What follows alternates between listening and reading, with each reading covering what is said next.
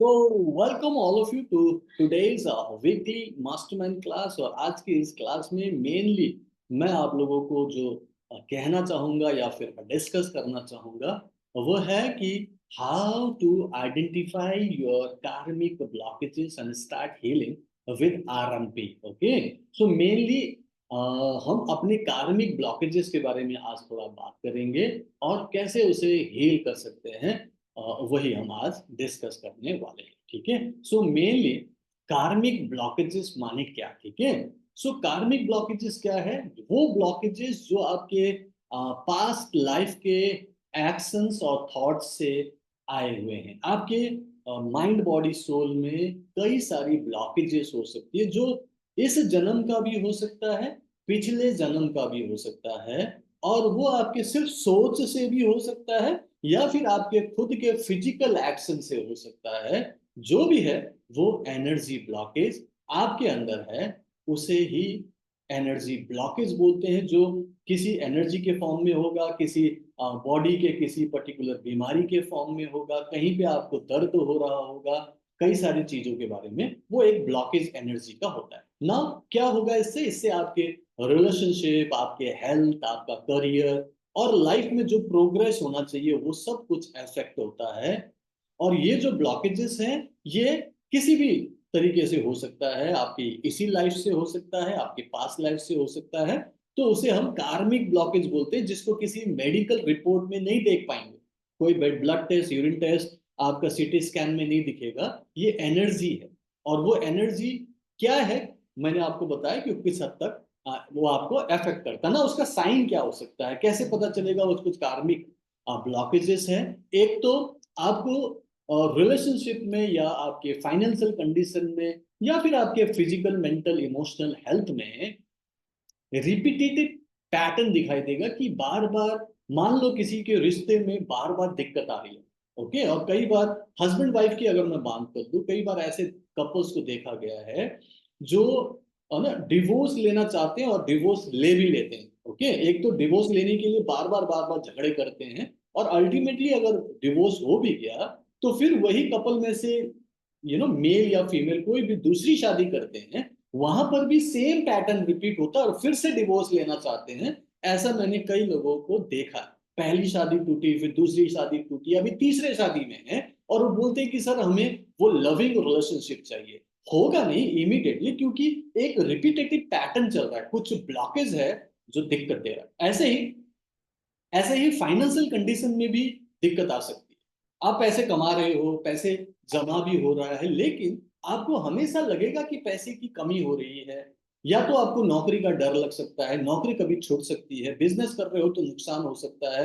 मतलब कुछ ना कुछ प्रॉब्लम आती रहेगी। अगर सब कुछ ठीक चल रहा है तो कुछ स्कैम हो जाएगा, कोई आपको ठग लेगा, कोई आपसे पैसे ले लेगा और आपको देगा नहीं, ऊपर से कर्जा हो जाएगा। मतलब कुछ ना कुछ पैसों से रिलेटेड आपको स्ट्रगल दिखाई देगा। एंड देन हेल्थ में भी ऐसा पैटर्न दिखाई देगा।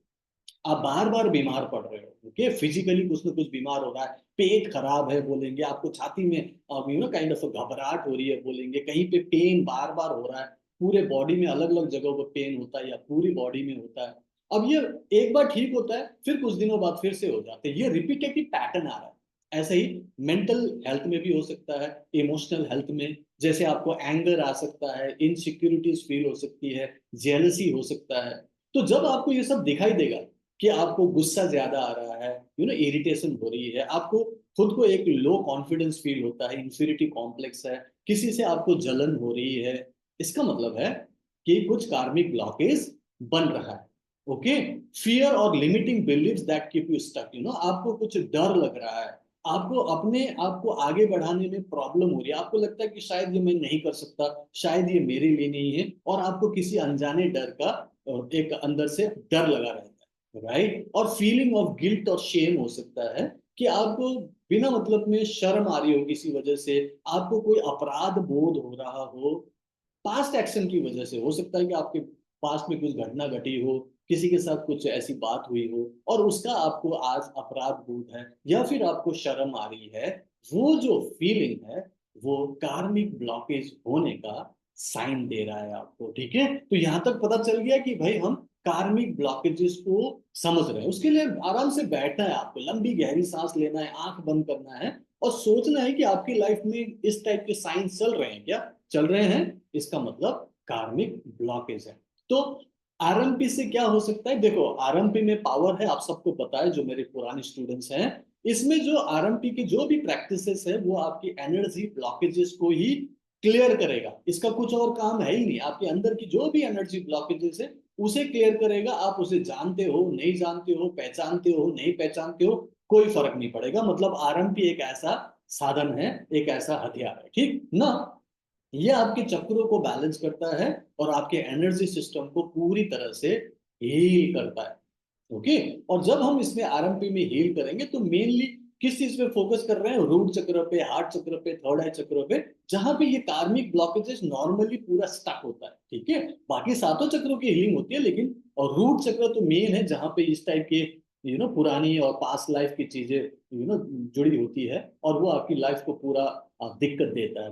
हार्ट चक्र हो सकता है, थर्ड आई में प्रॉब्लम हो सकता है, तो यहाँ पर मेनली हम हीलिंग करते हैं और आरएमपी इन्हीं सारी चक्रों को पूरी तरह से हील करता है ना।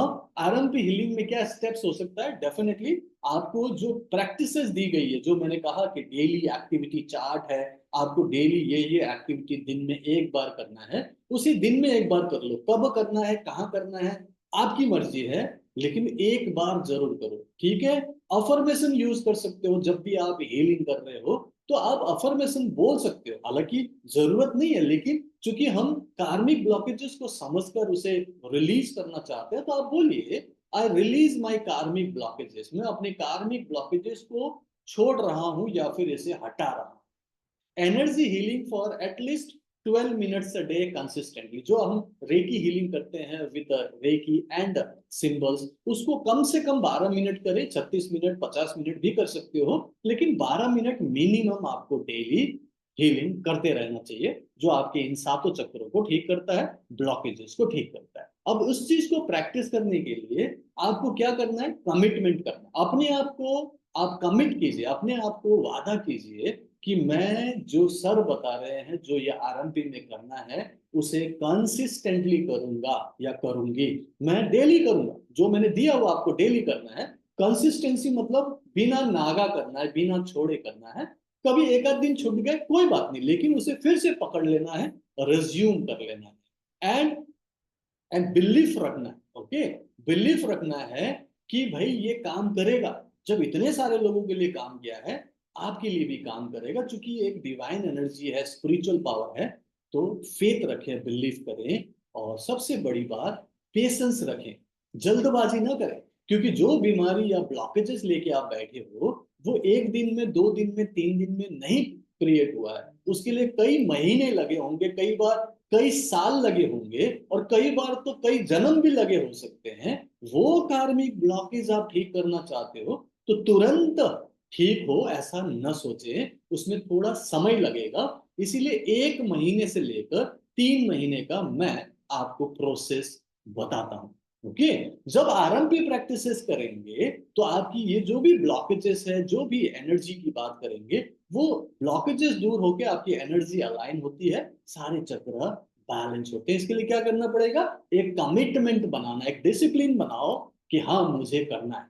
हाँ, यहाँ प्रॉब्लम हो सकती है, किसी को नेगेटिविटी का दिक्कत है, किसी को ओसीडी का प्रॉब्लम है, किसी को डिप्रेशन है, किसी को बॉडी में बहुत पेन है, तकलीफ है, तब भी करना है।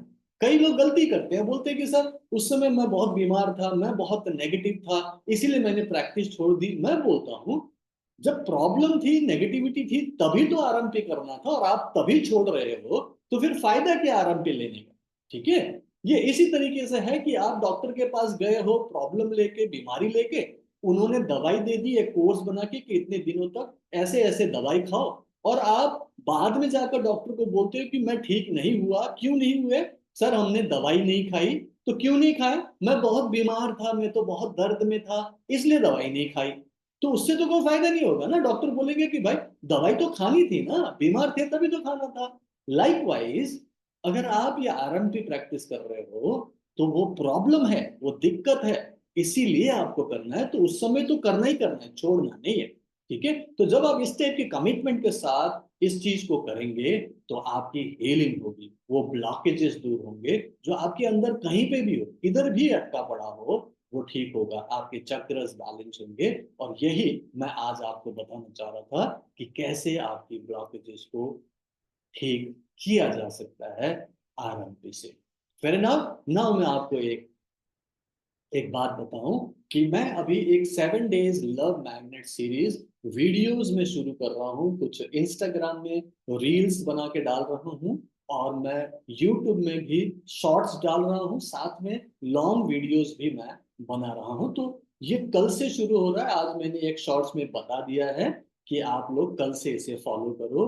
अगर आप लोग इसे देखना चाहेंगे तो प्लीज मेरे चैनल को सब्सक्राइब कर लेना, अगर होगा तो इंस्टाग्राम में कोच पूरन 7 को फॉलो कर लेना, अगर आप इंस्टाग्राम में हो, उसमें भी रेगुलर रील्स आएंगे और आप उसे दूसरों को भी शेयर कर सकते हो। तो ये सीरीज होगा which will focus on clearing love blockages and attracting loving relationships. Okay, तो ये सीरीज कल से शुरू कर रहा हूँ। डेली आपको एक एक टिप्स मिलेंगे कि आपको आज ये करना है, ये छोड़ना है, ये पकड़ना है, ऐसे हील करना है। और इस चीज में 7 डेज की मैं बात करूंगा कि चलो 7 डेज में कुछ तो आप अपने लिए कर लो, राइट। तो ये आरएमपी स्टूडेंट्स के लिए नहीं है, ये नॉन रेकी पर्सन के लिए, दूसरे लोगों के लिए है। लेकिन आपको भी सही लगे तो एक बार देख लेना, लाइक कर लेना, शेयर कर देना।